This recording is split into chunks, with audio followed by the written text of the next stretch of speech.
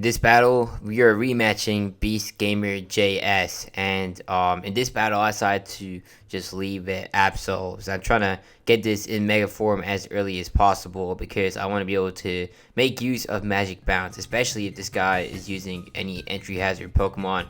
So, anyways, we actually have a really good matchup at the start of the battle because he leads with his Chandelier.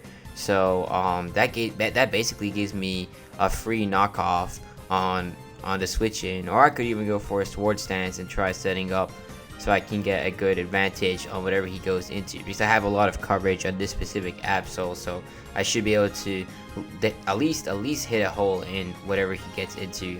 But I decide that it's probably best to just Mega Evolve and go for a knockoff, and he goes into Sizer as his first Pokemon, which is pretty good because this guy is going to take quite a bad hit right here from the knockoff, as you can see. And if I went for a sword stance, I really would not like having to take in a bullet punch. Like, that might even be a one shot right there because Absol just doesn't have any defense.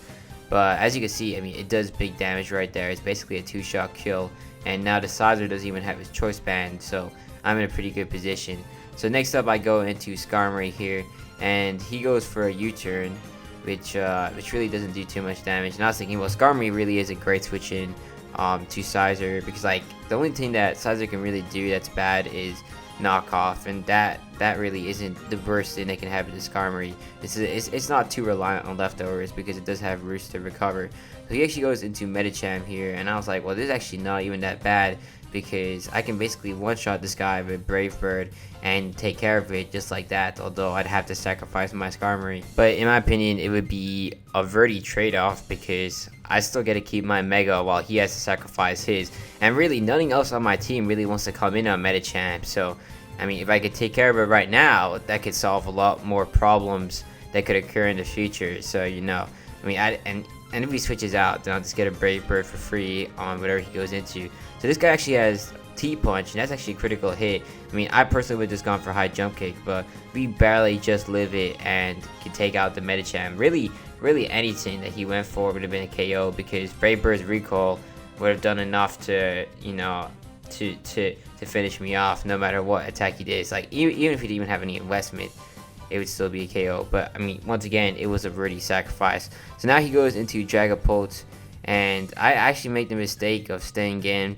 I mean, I guess I wasn't really thinking about him using U-turn, but it's enough to one-shot my Absol, and now I just lost my Mega. So I mean, that's really not good. And really, this was just poor playing for me. Like, I probably should have been smarter there. So I really would have benefited if I kept Absol in longer because, I mean, it is a really hard hitting Pokemon, and it can do a lot when used correctly. It is really difficult to use. So anyways, here he goes into Greninja on the U-turn, and I decided to go into Toxapex just to get Toxic on this. And really, there's a reason this Pokemon is Ubers, and that's because it's so difficult to deal with. It's like right there, he has extra sensory, and that stab attack is enough to basically 2-shot my Toxapex, and that's actually crazy. So I gotta be pretty careful here. So anyways, I bring Sizer in, so I know he's gonna go for extra sensory again, and I got the resistance here with my Sizer, and now I can do a lot to him. But I still have to be a bit strategic. So anyways, I go for a Bullet Punch just in case he stays in. And he goes into Blaziken, which isn't too bad because it still does a lot of damage to it. Although, truth be told, Blaziken really isn't the type of Pokemon you want to just let in for free because it can do a lot of damage with High Jump Kick and Flare Blitz. And with Speed Boost, it's incredibly scary. Now, luckily, I have Toxapex that can semi-reliably check it. But you gotta consider that this Pokemon is an Uber Pokemon for a reason, because if you're not careful, it can easily get out of control. And if this guy specifically had Earthquake or even Brave Bird, like the basic or Stone Edge, Rock Slide, I think, or maybe Stone Edge. I just know that Blaziken gets an insane amount of coverage. So like, you know, nothing really is safe. Like, it just depends on what your opponent's using. Now, he actually switches in here, switches out here, which is kind of surprising to me. I went into Tangrowth just in case he had Earthquakes. I wanted to get the Regenerator in my Toxapex too, and I knew that would be a safe switch in for Tangrowth. But in this specific case, it turned out that he actually did not have that on his Blaziken, and that was really good for me So that meant that I could now safely check it with Toxapex, and now my Toxapex is at full HP because of Regenerator. So anyways, now it's Tangrowth versus Greninja. And I know that this guy probably has Ice Beam if he's running the Protean set. So I was debating whether it's worth staying in, and I decided that I should, just so I can get some damage off, because I really did not want to risk switching out and losing Toxapex. Although there's actually enough to one-shot me, and that's too bad because now I lost Tangrowth. So I'm not really in a great situation. But I mean that is once again why I don't really enjoy fighting with Uber Pokemon, because they are really good, and like a Pokemon like Greninja is really difficult to shut down unless you have a really good Pokemon like Snorlax that doesn't really take super effective damage from it and can take the hits pretty well. So anyways, here I decided to go into Sizer, and I expect him to switch out because based on what I've been doing, he's probably going to expect another Bullet Punch. So I got a U-turn off. Now I have some momentum and I can go into Walcarona. So, I mean, really though, if you look into it, I'm actually in a really bad position here. This guy has 5 Pokemon. I only have 3. And the good thing is I have 3 of my best Pokemon.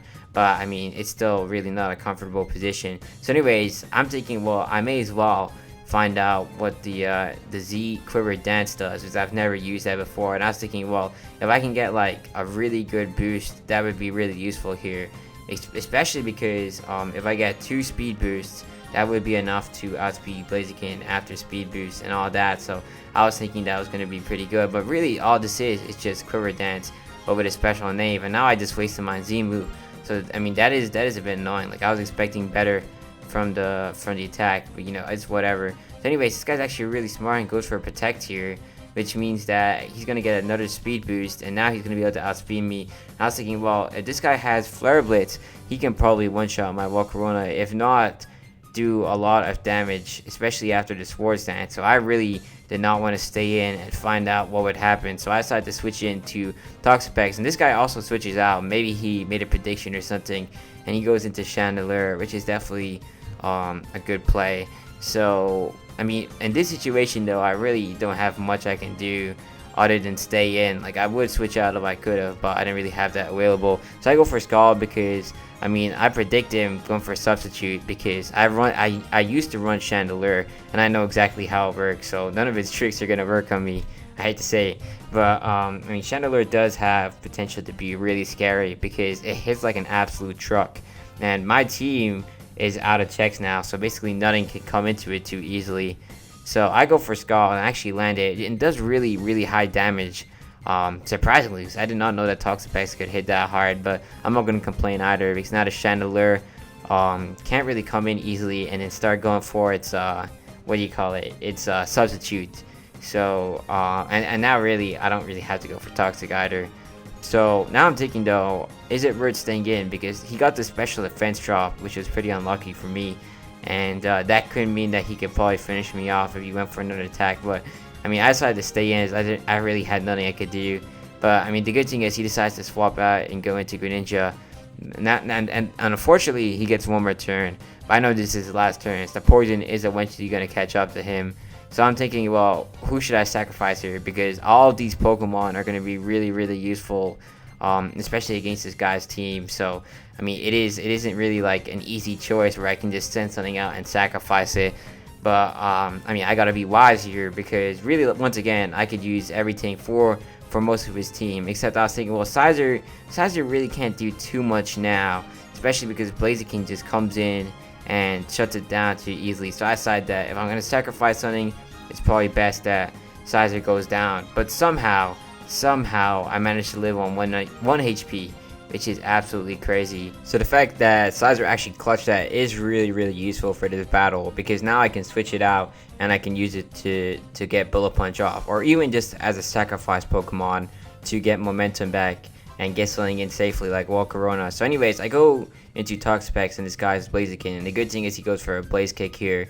So I mean that helps out because I can get Toxapex in safer than if he were going to go for like a Swords Dance. So anyways, I go for Scald here on this guy's Dragapult, which he switches into, and really this is a pretty good matchup because Toxapex basically counters everything on this guy's team because Greninja had been eliminated. So I mean, now I can actually just start my reign of terror here with Toxapex. And I go for Haze there, so I predict he's probably going to go for a Dragon Dance. And even if he doesn't, it's not a big deal because I could just switch out, get Regenerator, or I could just go for Recover as well. So anyways, I got the Toxic off, which now puts this guy on a timer.